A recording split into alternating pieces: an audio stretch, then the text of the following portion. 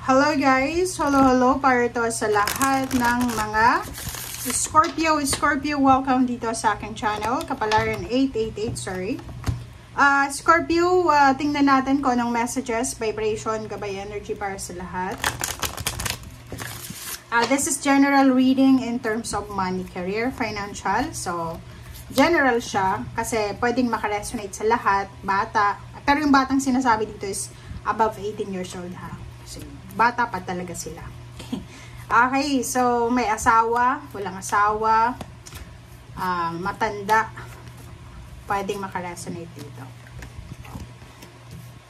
Sharing yourself. So, since this is money, puro lang pera yung pag-uusapan natin dito. Okay, proceeding softly and sharing of yourself. So, tingnan ko lang kung ano yung second deck message para sa inyo. Sorry.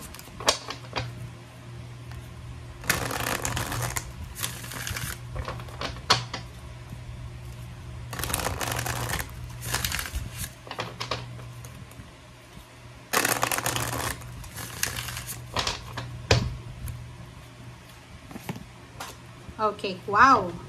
Material harvest. Okay. First card natin is proceeding softly.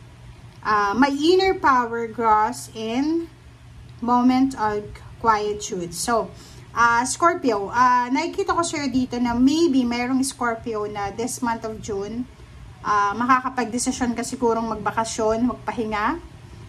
Maybe masyado kang pagod sa trabaho.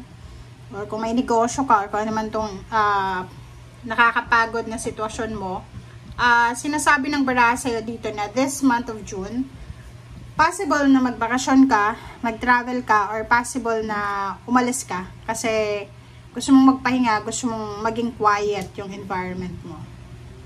Okay? Okay, next card natin is sharing of yourself. Sharing of yourself. I am an incredibly generous being. So, this month of June, since money to, sinasabi ng bara na maybe magiging sobrang generous ka. Maybe may isang tao na gustong humiram ng pera sa'yo. Pwedeng gusto niyang humiram ng pera or umutang. Posibleng pautangin mo. Or pwedeng ikaw to na gusto mong umutang na sa isang tao and pwedeng pautangin mo. Okay? Okay. Yung next deck natin is 9.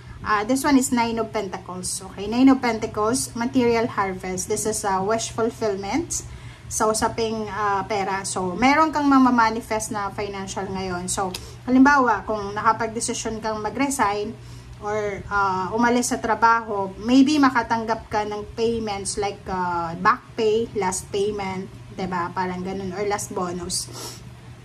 Or sinasabi ng bara sa'yo dito na by the end of June, so maybe going to July, sinasabi ng barahan na meron kang matatanggap na, kumbaga, financial harvest. Pwedeng may magbayad sa'yo ng utang mo, may iba na pwedeng ma-promote, tumaas yung sweldo, tumaas yung posisyon sa trabaho, pwedeng may tumulong nga financially, pwedeng papunta ka na sa ibang bansa, level up ka na ng financial mo. So, marami dito, marami sa inyo, Scorpio, ang makaka-experience ng material harvest this month of June.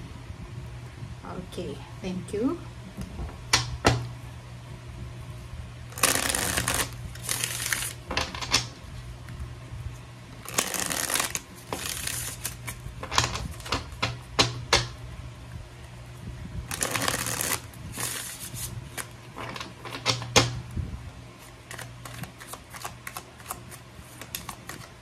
Okay. Okay, first card natin is Ace of Earth. Ace of Earth, this one is sa iba na Scorpio. Possible na may job offer. There's a gateway, portal opening ng abundance and opportunity. Financial resources ang darating sa'yo. So, maybe bagong trabaho, bagong negosyo, bagong lugar, bagong country, bagong boss, employer, bagong residence, bagong resources. So, i-welcome mo to na mga pagbabagong ito. Okay? Okay, next card natin is Queen of Water. This is water sign. This is your energy. So, yun na nga. Sinasabi ng barahan na sobra-sobra kang magiging generous this month of June 2025 in terms of money. Or, the universe will be super generous para sa'yo. So, magsha-shower ng abundance and prosperity and financial openings, opportunity ang universe para sa'yo. Nine of Air, yung rason ng sleepless nights mo in terms of money, yung rason ng negativity, worry, sleepless nights, anxiety, migraine, insomnia, ay posibleng masolusyonan mo na siya. Lalo na kung tungkol siya sa pera. Diba? So, Knight of Earth, puro pera siya, Scorpio.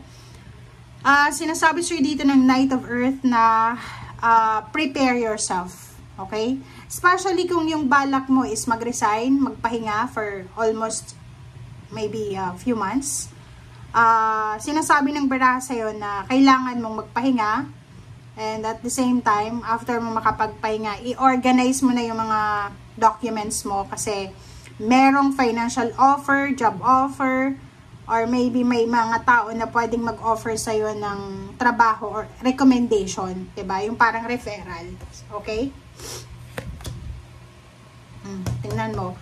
Two of Fire, especially if you are married, if you are having a relationship with fire sign, you are Sagittarius, or someone na sobrang aggressive in terms of money. Kung makikita mo to, mag-asawa, mag-live-in partner, mag-best friend, mag-nanay, mag-tatay, mag-siblings.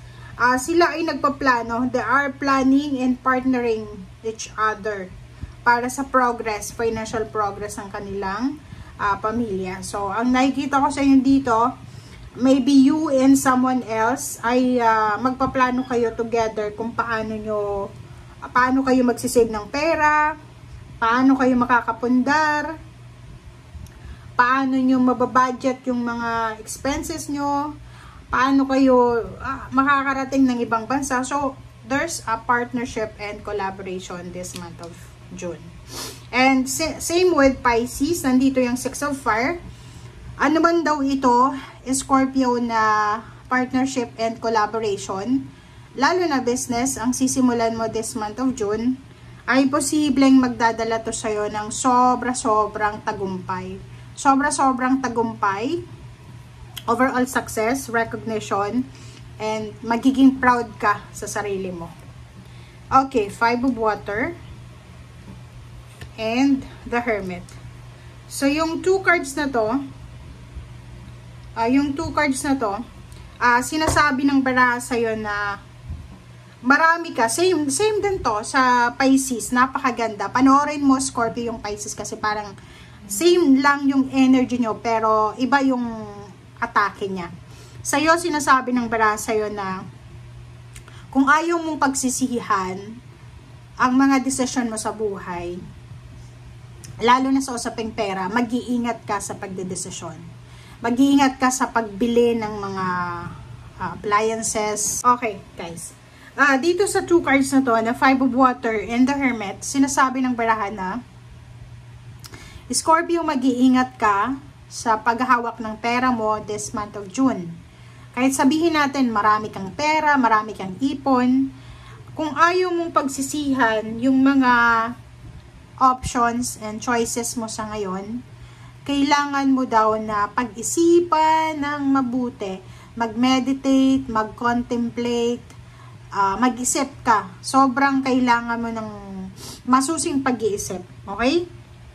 Kasi dito sinasabi na if you need something na hindi mo alam, di ba? Pag may question tayo sa sarili natin, sa purpose natin, sa actions natin, dapat magtanong tayo. Okay?